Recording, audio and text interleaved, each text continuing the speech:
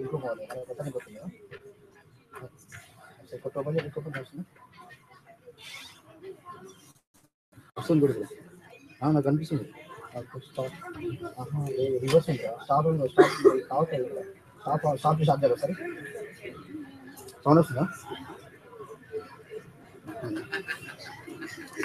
Sound వస్తుందా?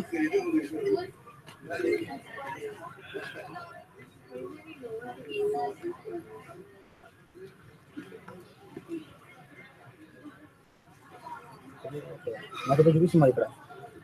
నాకు చూపిస్తుంది ఇక్కడ.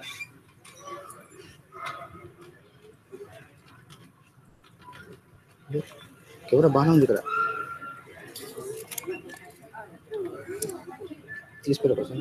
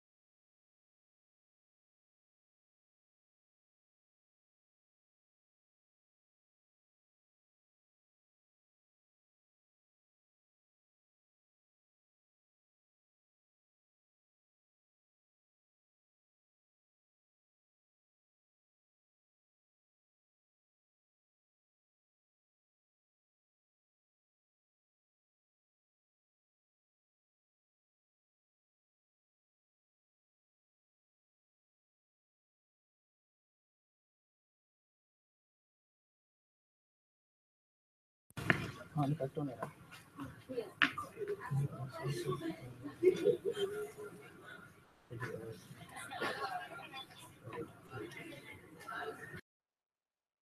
ఇప్పుడు 835 వస్తుందా?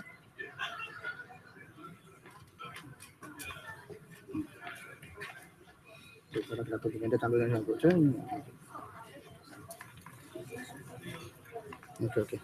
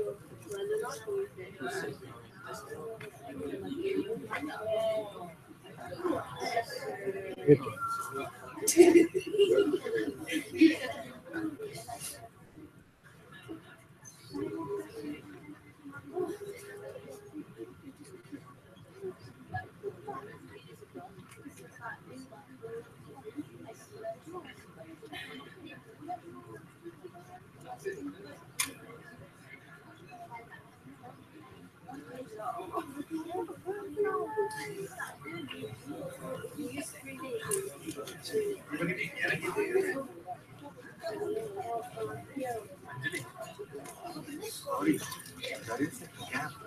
11 to 11:30. No, 11:30 to 12, then immediately 12 to 12:30. Then that half hour gap. Sorry, yeah.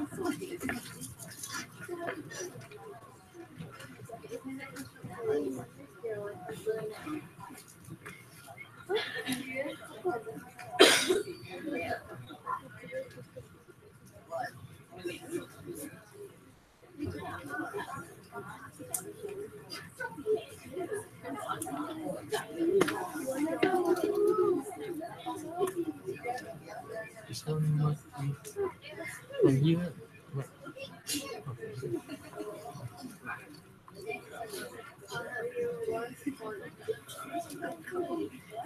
But I think set to default just now. If you set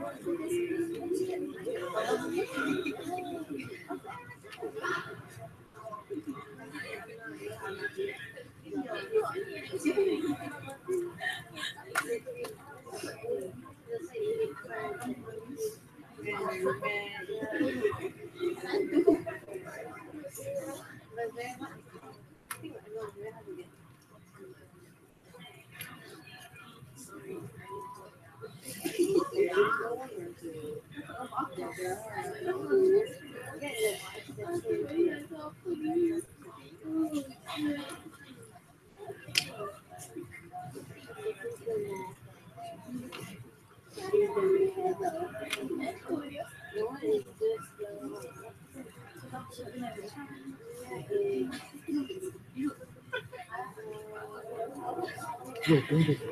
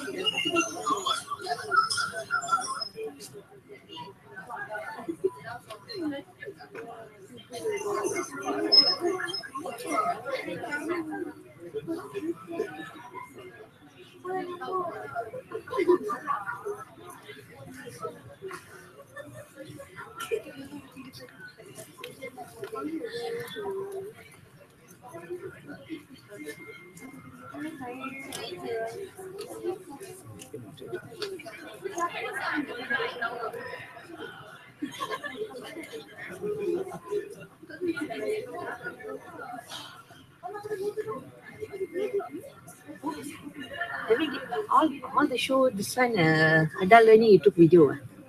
Later you all pass to us. You can find the live. Huh? You can find the YouTube. We can pass. Where can see in the website or what?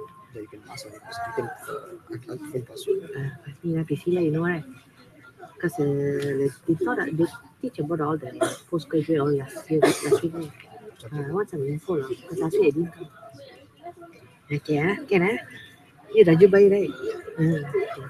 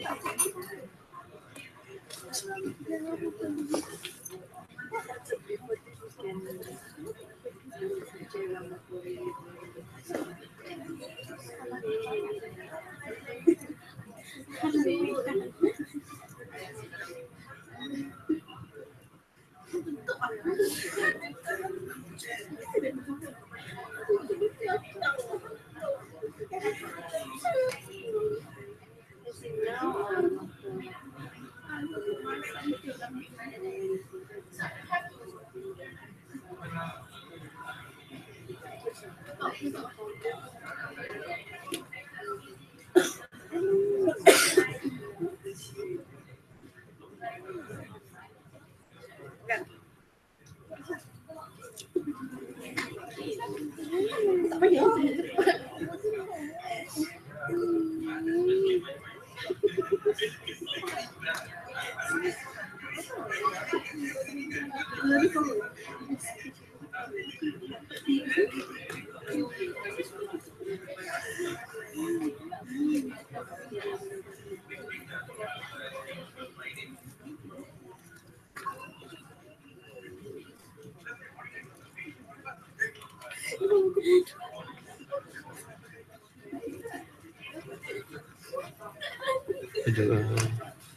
song from here.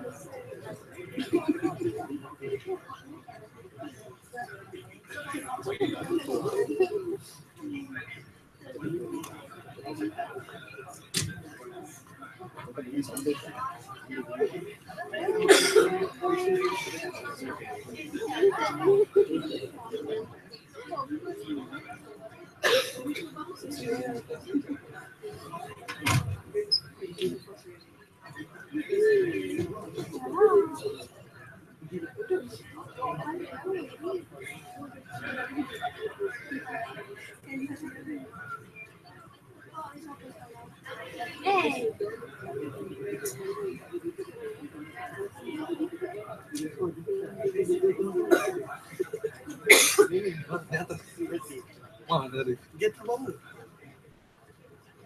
Live ke? Live.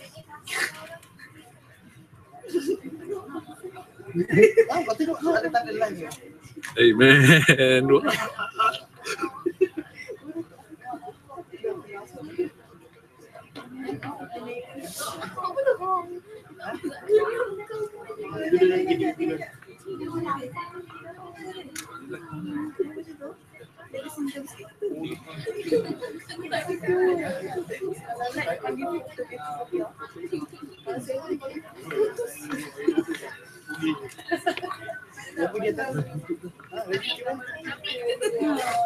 Tumbler.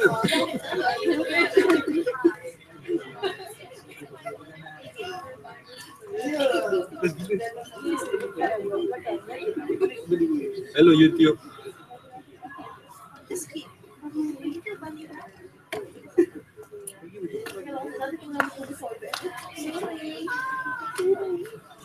Ini masuk YouTube ni. Nak mau ikut. Trend ni.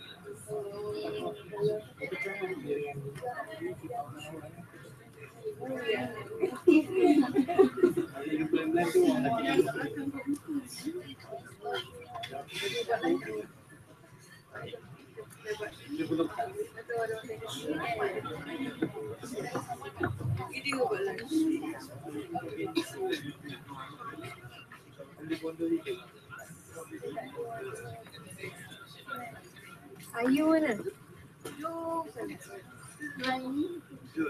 Oh, tak nampak. Dah sedang.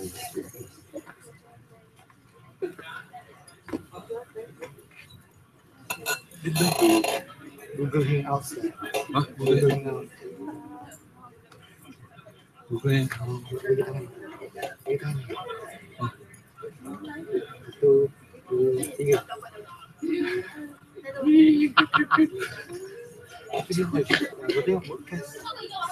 Ada stop podcast. Oh, stop broadcast. Edit learning this. Oh, tak ada viewer lah. So, pasal bosan ambil. Ambil je lah. Hello, reporting from Masa University. We have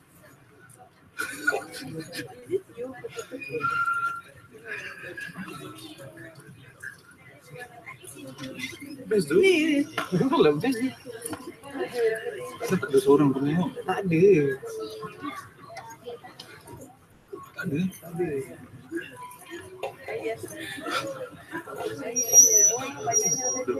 Tapi dia tak download kan? Download eh?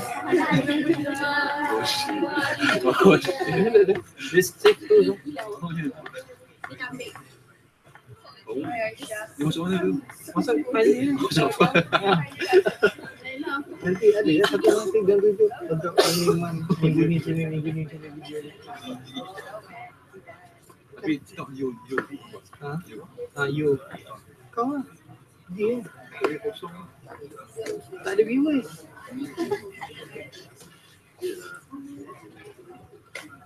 Ada lagi nanti viewers. Bachelor.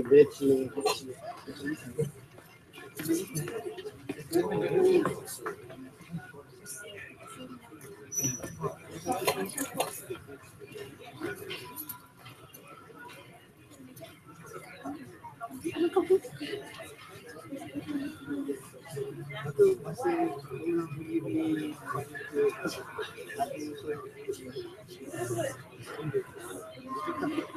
Sini kat sini kita dulu biasa. Dia dekat sana. Oh, di sini dia. Ini sini dia. Di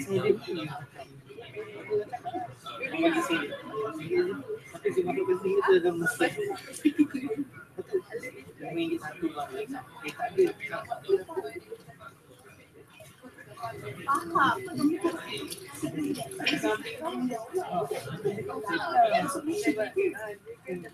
Mana ni pakai video?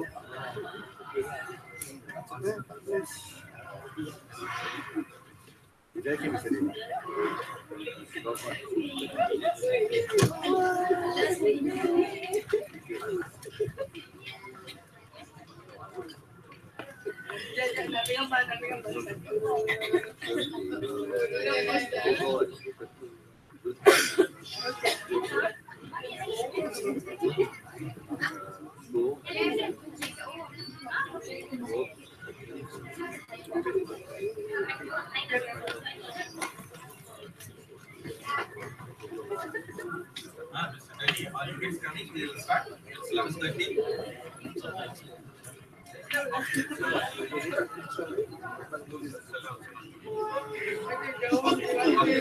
Okay, then we'll start. Okay.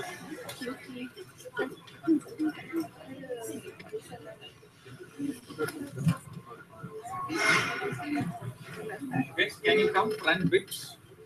This row, this is empty. The last row especially. Come front.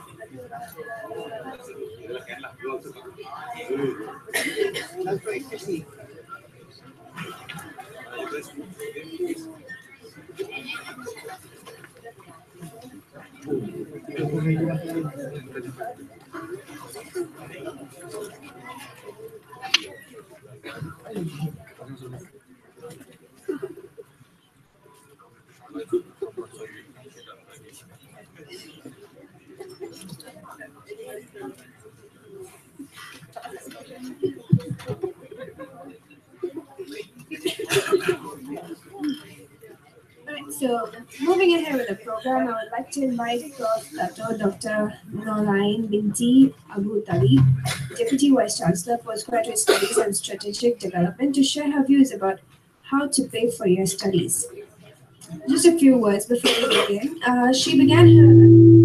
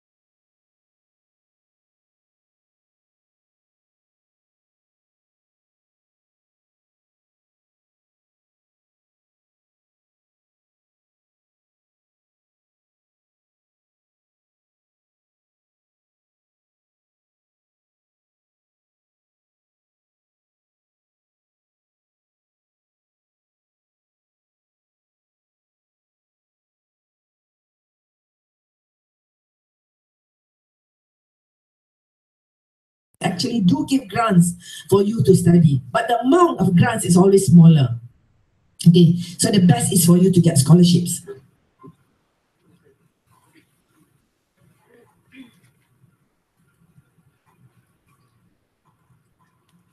Oh, okay. Education. So if you cannot get scholarship, there is such things as educational fund. Educational fund, I think most of you have got PTPTN loan, right? Loans provided by the government, foundation, or other institution. I'm just not clever with this. I think it's gone fast.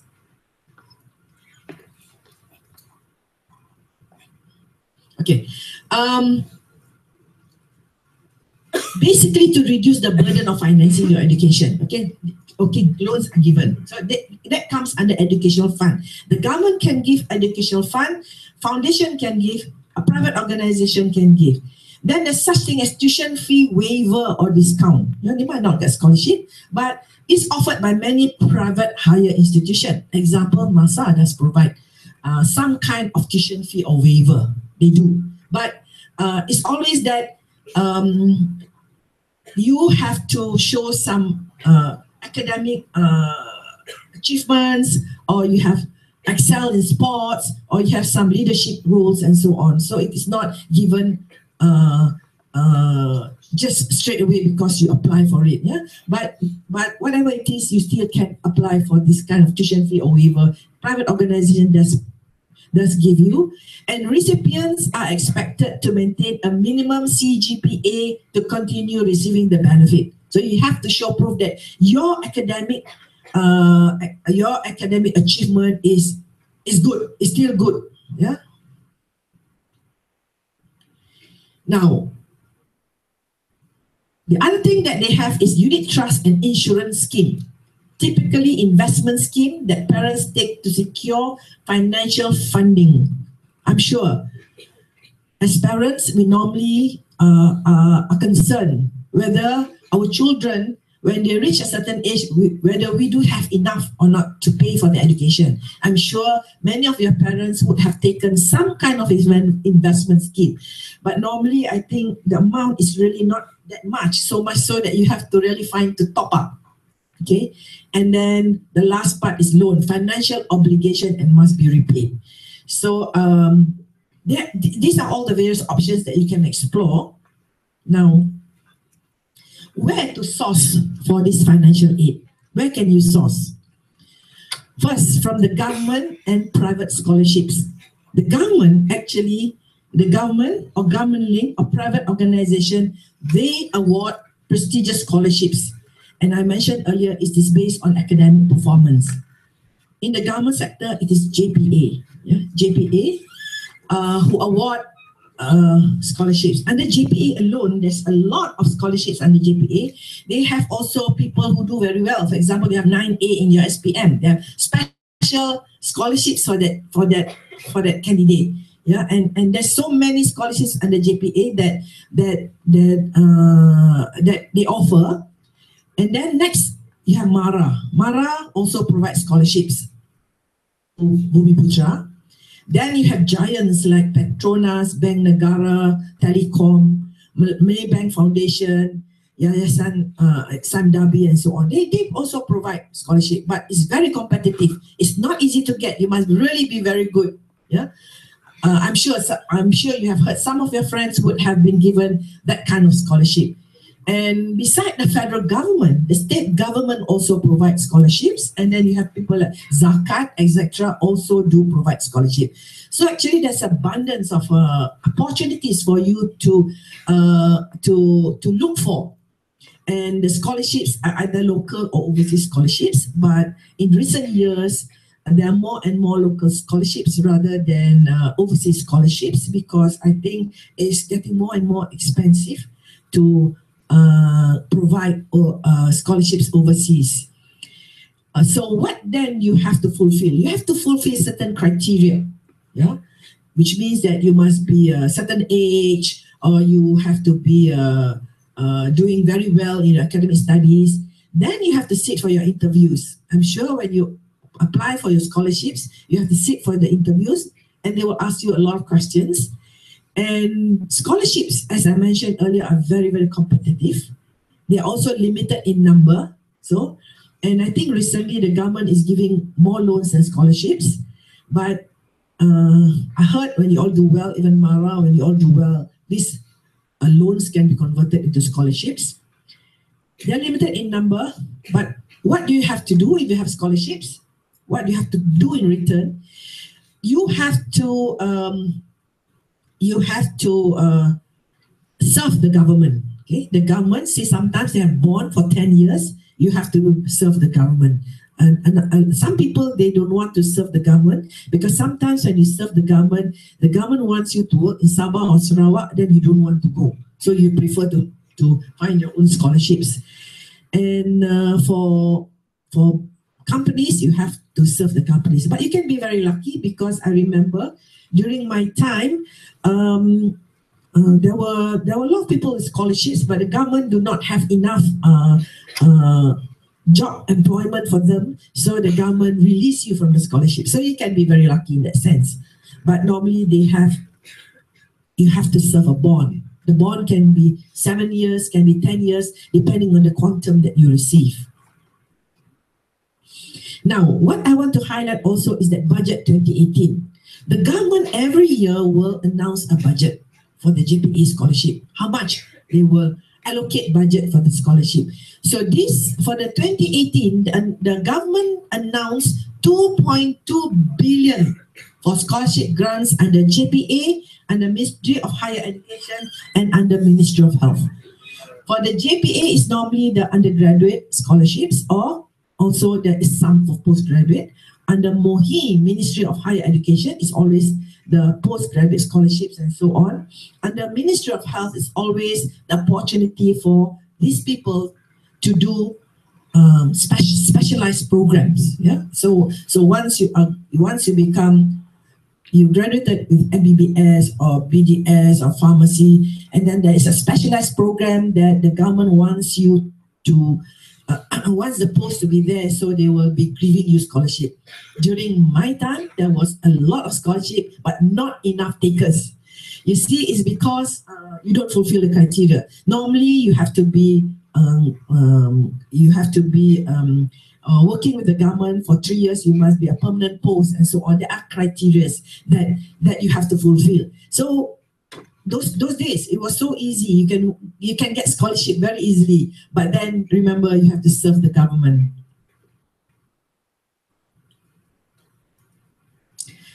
Okay, other government scholarships. Okay, under the 10 Malaysia Plan, the 10 Malaysia Plan talks about transformation of the nation to become a high-income nation. Okay, that's the focus of the 10 Malaysia Plan.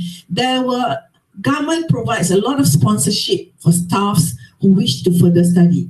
Okay, one of the initiatives under 10 Malaysia Plan is called My Brain. And My Brain is a sponsorship, is a scholarship that's part under Ministry of Higher Education.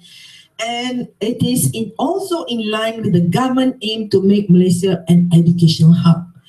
Educational hub means they want quality education.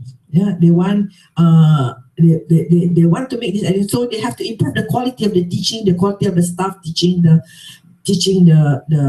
students. Okay, and this My Brain scholarship is for postgraduate study at master level, at PhD level, and the government actually targeted that 60,000 PhD holders by the year 2020.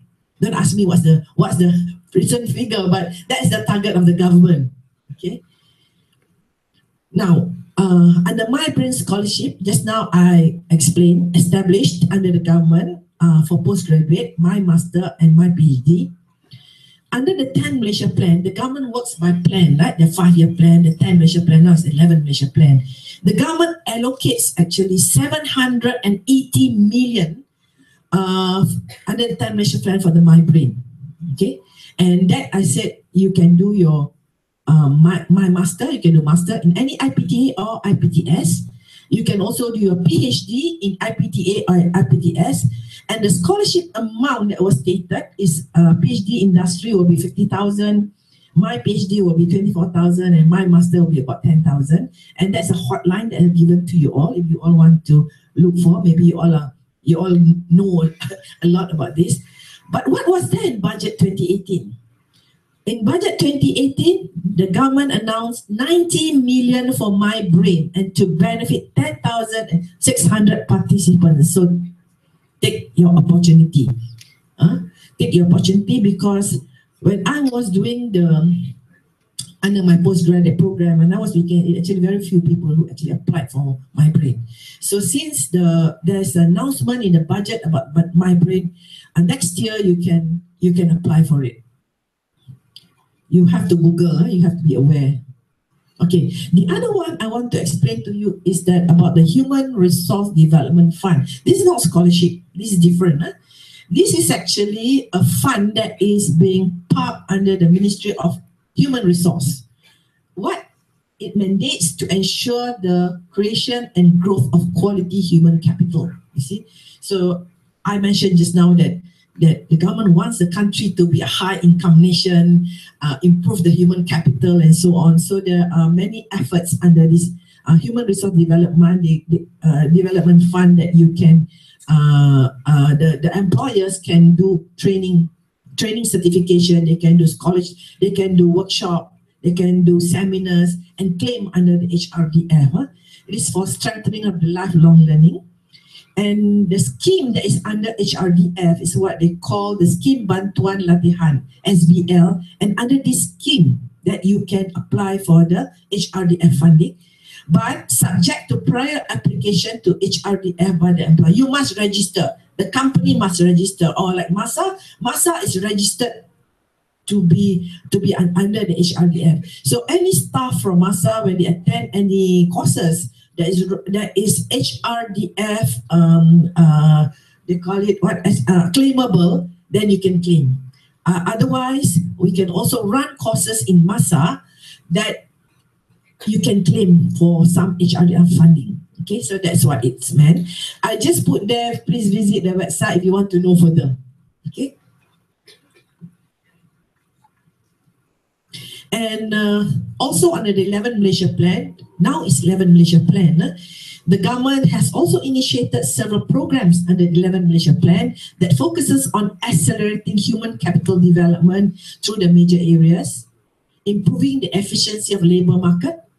Okay, when you improve the labour market is for economic growth of the country, transforming technical and vocational education a lot to meet industry demands, strengthening lifelong learning for skills enhancement, and also improving the quality of education system. So the government is very, very serious about all this. Yeah. Now, okay, we finished about scholarships from the government and the sponsorship from government. Now we talk about scholarships from college and university. Most colleges and universities offer scholarship.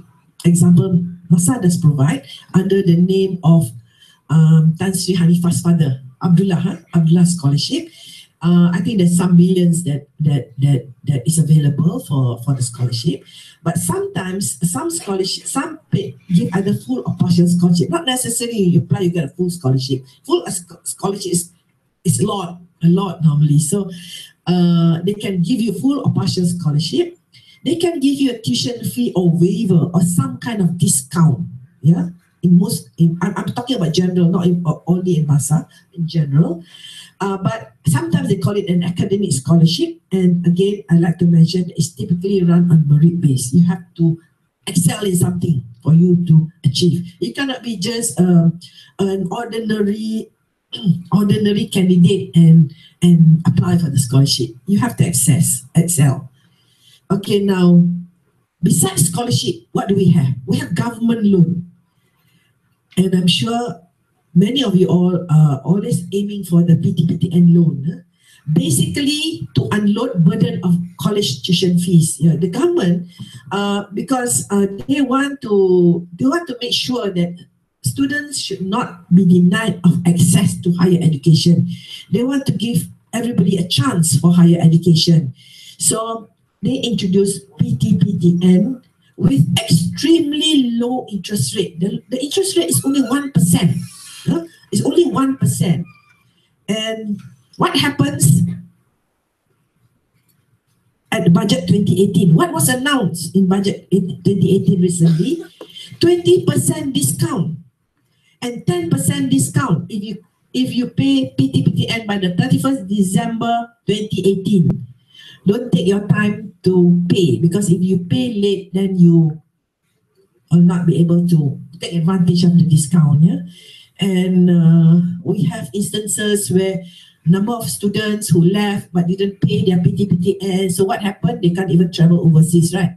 A lot of them get held up at the immigration. So because they don't, so just take advantage of what has been announced during the budget. And then other than PTPTN, MARA also does provide study loan some way back. They started in 1966.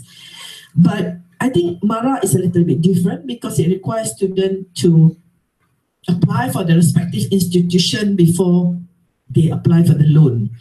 And then apart from that, you have SOCSO study loan, Star Education Fund. Actually, that's a lot. You have to Google yourself, because I may not be able to give you everything here, but I give you the main ones that's here. Okay, besides that, what do you have? Bank education loan. But you must remember that when you take loan, it is a serious financial undertaking. Why? Because the interest rate can be very, very high. And normally there's a limit to which a student can borrow. Yeah, you can't borrow the full amount. Majority of banks also offer personal loan. Yeah, caution, interest rate is high. For example, you have Bank Rakyat offers study loan called education financing, and the interest rate is as high as 7.6%. And there's also bank loan provided by CIMB, OCBC. I think many of the big banks also do provide bank loans. Then you have private education loan, either local foundation and so on. For example, Koperasi Jati Malaysia Berhad, Kojadi, which was established in 1981, but you have to become a member before, not you all, I think maybe it's your parents who have to become a member for you to be able to get this loan. Then you have the MIED also, study loan for the members of the Indian family. Yeah, and then you have professional bodies like, I just give an example, like I think the NIS Nursing Association also give some kind of a loan to members, right? Other financial aid, well, if you have tried many ways and you do not have the opportunity, you can also use your EPF account to withdrawal. Your parents can also use the account to withdrawal scheme for education training. Then I mentioned just now also all the other various educational schemes. That means you have to put in the money early for you to be able to use this as the educational as for your educational studies. So basically, actually, I have quite covered what you need to know about financing your studies. And I think the last slides that I would have is about what happens to the international students. So I suppose for international students, you really have got to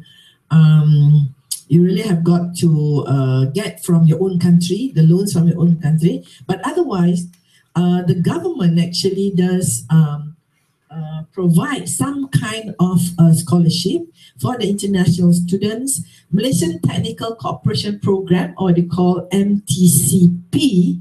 Well, this is a scholarship that's given on a G2G basis, where the students are expected to significantly contribute to their own countries. So this is G2G, which means that you have to apply in your own in your country of origin.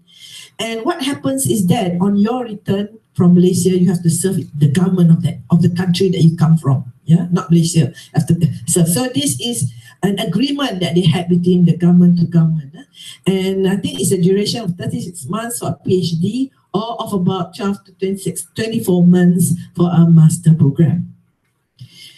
The other one that they have is, they call it Malaysian International Scholarship, MIS, for undergraduate and postgraduate. But this is very, very specific, because this scholarship covers areas of science and engineering, agriculture, fisheries, information technology, economics, biotechnology, and so on. And the third one that they offer to international students is what they call Malaysian Commonwealth Scholarship. It's only for Commonwealth studies to pursue higher studies at the postgraduate level. And again, this is government-to-government scheme and generally award for master's program and also for PhD degrees. But all these are, I think, maybe the only for studies that are conducted in public universities. Yeah, but this for your knowledge, for your knowledge, what I have put together. Okay, in summary, my take on this topic would be plan ahead for your tertiary education, because tertiary education is not free. It's not free. You have to find the money to support your tertiary education. Explore options available to finance your education. If you can get scholarship, by all means, but you must be successful in your interviews. Otherwise, you can explore for other options. Choose a financial aid that it will not burden your future. Yeah, don't take so much that you can't. When you start working, all your money is to pay for your scholarship. Yeah, and you have nothing for yourself. Yeah, so it is also very, very important. Don't over, and be on the lookout for opportunities. Always be on the lookout for opportunities. You always have to know what is available, what they announce in the media and so on, for you to explore the opportunities. Okay, so I think that's about what I have. I just put up some references that you can look into. In fact, if you Google, you can also look for it. And that's the last. But I was also thinking that worst come to worst, if you need to work part-time, you can work part-time and sponsor your master, your what postgraduate program. I do remember a lot of our friends who go overseas. They actually work. They work in the restaurants. They work in mostly I know they work in restaurants, or they work in some places where they can support themselves. And I find that a lot of them actually do not depend so much on the financial aid from their parents, but they support themselves. But otherwise, you can get your farmer scholarship, and so on, or you work part-time. Okay, so I'm open for Q&A. I might not be the person who knows so well about scholarship, but I've put together something that you, for your knowledge. Okay, thank you very much.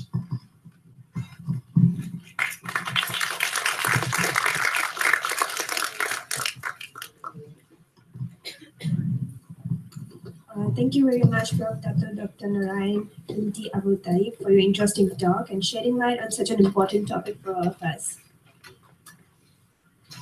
Moving ahead, I would like to invite Madam Subhashini Lakshmanan, Deputy Registrar of Massa University, to share her knowledge about getting able how to qualify for entry based on work experience. Saying a few words about her, she graduated with Bachelor's in Information System Engineering from Multimedia University and earned her Master's in Business Administration from Charles Sturt University, Australia in 2006. She began her career in the education industry 10 years ago when she joined Massa University. Her career has encompassed various levels of organizational development, leadership, and management. She believes that with passion, determination, and belief, regardless of what your goals are, go for it. Keeping the atmosphere positive is the key to success. Let's greet her with a round of applause. Good afternoon, everybody. Thank you so much for the introduction. Okay, welcome to Massa University and to our Adult Learning Month. I will be taking you through APEL. Okay, and I'm sure many of you have already heard about this. Some might even know what APEL is. I'll be taking you through the important information, some of the important information I can share about APEL. What is APEL? APEL is accreditation of prior experiential learning.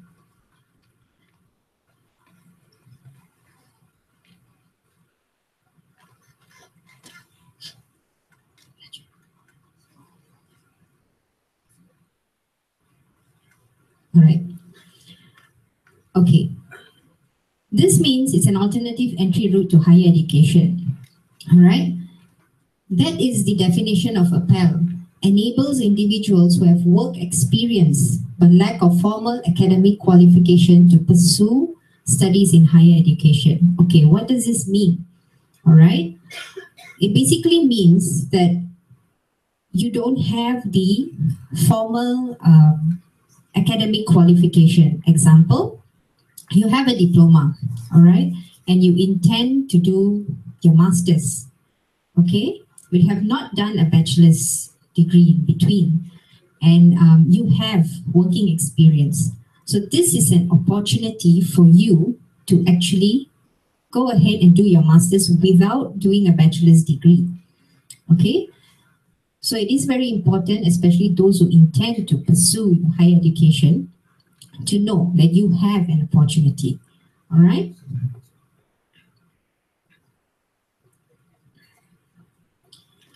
Okay, the next question will be, at what level of entry is this available for? Okay, a Pell can be applied at 4 levels: the certificate level, diploma level, bachelor's degree, and master's. Like I mentioned earlier, for example, if you're intending to pursue a master, you already have a diploma, yes, you are qualified to do with the working experience.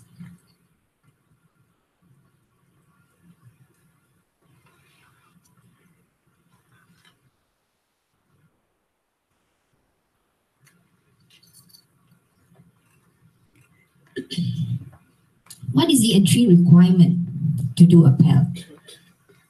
First of all, you need to be a Malaysian citizen, okay?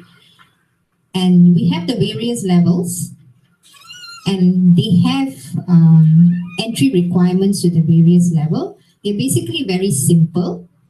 The main thing they look at is the age as well as the working experience that you have. Okay, so if you're intending to pursue at a certificate level, you need to be 19 years of age at the time you're applying with your working experience. Diploma, 20 years of age, bachelor's, 21, and master's, 30 years. There's an additional requirement if you're intending to pursue to a master's level. What is that? Is that you need to have at least an STPM or diploma entry qualification. That means a formal academic qualification if you intend to pursue to a master's level.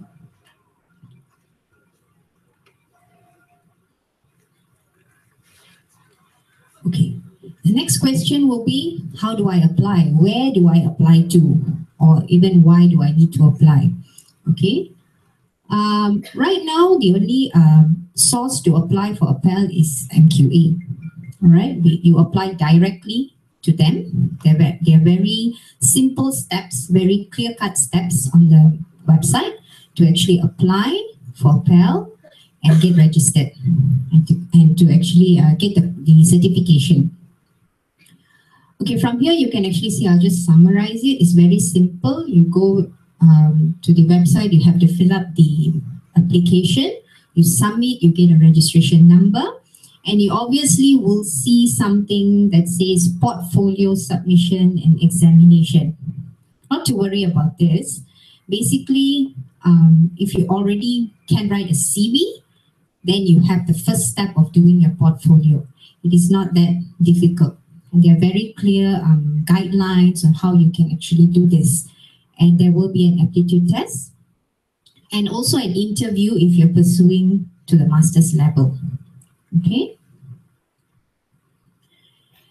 And then there will also be a question of why do I need to do this? Is it necessary? Because just to share with you, probably some institutions will tell you, okay, you have a diploma, you can do your master's without doing a Pell. But you need to know that a Pell is a very important step there. You need to do a Pell to ensure that when you get your master's, it is actually a valid master's degree. Okay?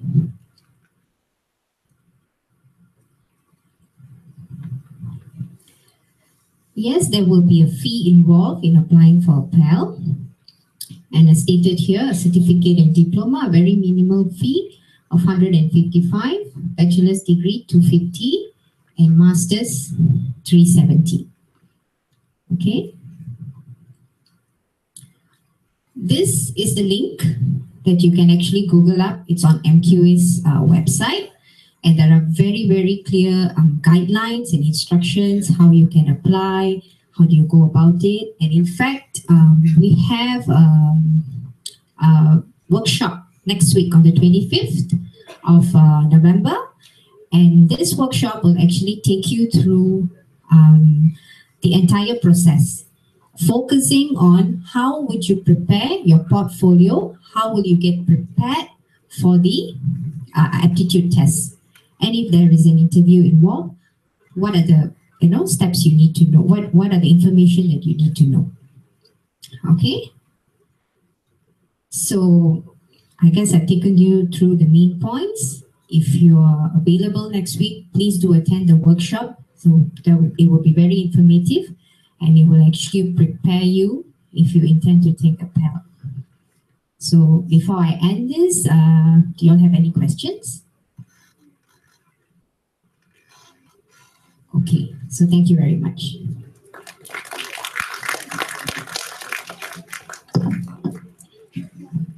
Thank you very much, Ms. Sabah, for your brief introduction about EBO. I would like to seize the opportunity and express my sincere appreciation to speakers and guests for their valuable time and attend the program today. We have a short break for about 30 minutes, and then we will come back to the program preview session. I request all the speakers and guests to join us for light lunch, which is arranged at the Cafe Dental Block ground floor. Thank you all once again.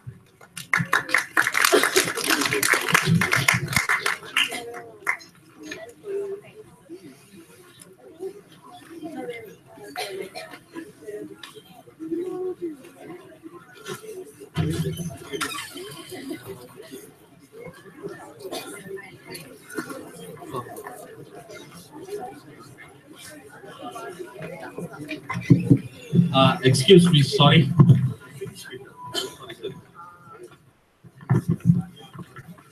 Except the diploma in pharmacy and MLT student and physio students, remaining all guests and other students can go for the short break. For the lunch, which is arranged in the level ground floor and dental block. Dental block next ground floor. You can take the cafeteria. The pharmacy students and MLT students just go back, go to the conference room, and physio students stay back here itself just for a short brief. After that, you guys can join. Just we are separating the crowd.